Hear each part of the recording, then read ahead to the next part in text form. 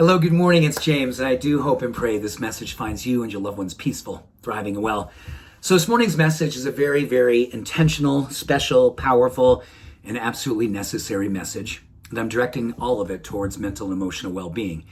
There is no question over the last couple years and what's happening presently on the planet, most of us, if not every single one of us, have seen our mental health, our emotional well-being, our ability to navigate and keep things together has been stretched so thin that we wonder sometimes if it's going to break. And for a lot of us, it's been broken many times over and over again. And we find ourselves looking and searching for things that we can do to help bring us some kind of predictable peace through practices that we know absolutely will deliver.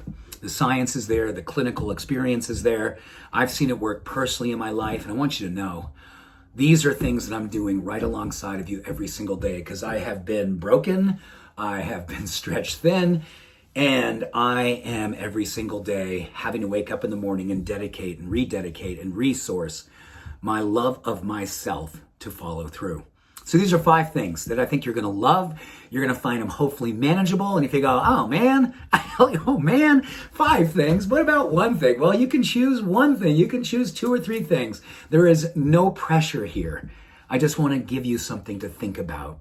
And hopefully one of these things, if not all of them, you will decide I want to take action on. So the first thing is the most important way to begin the day. It is getting outside for at least 10 minutes. 10 minutes and just take a walk. That has been shown to help us neurochemically, emotionally, spiritually, everything is benefited, but most importantly, a direct relationship to lowering stress and increasing the neurochemicals associated with peace of mind and positivity and resilience. 10 minutes outdoors, first thing in the morning, check, and then you're on a momentous roll, which is awesome. Second thing is eating breakfast. Yes, studies show that eating breakfast does help our emotional well-being. It literally feeds, helps keep our brain getting the fuel it needs, and when that fuel is transmitted, it turns into things like ketones and other things like serotonin and dopamine and other neurochemicals. Breakfast is a stabilizer of mental and emotional well-being. Steer clear of sugar, focus on whole grains, gluten-free ideally, and certainly do not hold back on healthy fats. Nuts and seeds, go for it. Do not think about the calories. Think about getting a good, healthy serving of those things and enjoy them. The third thing is presence. So we've got outdoor movement, we've got breakfast, and now we have presence.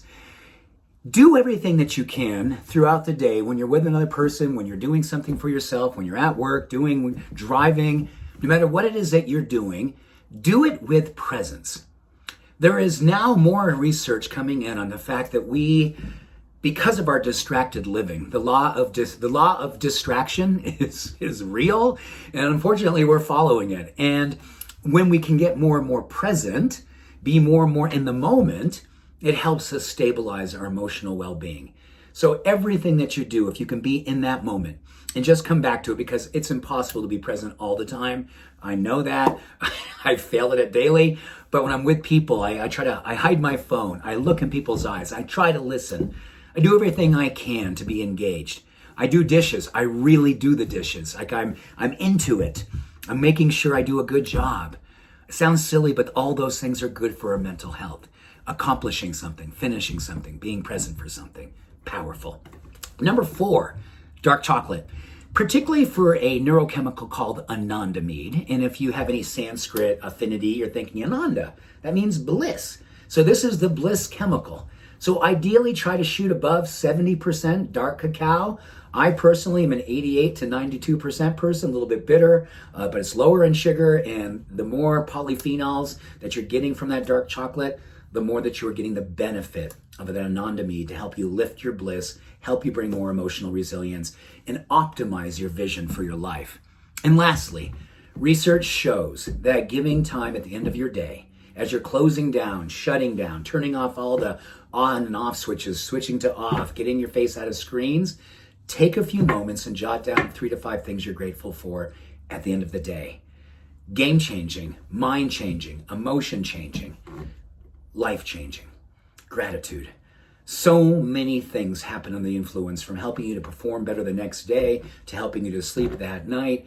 but most importantly, it gives you the satisfaction that you absolutely feel good about who you are and the life that you are leading. Search for anything that you can connect gratitude to and write it down.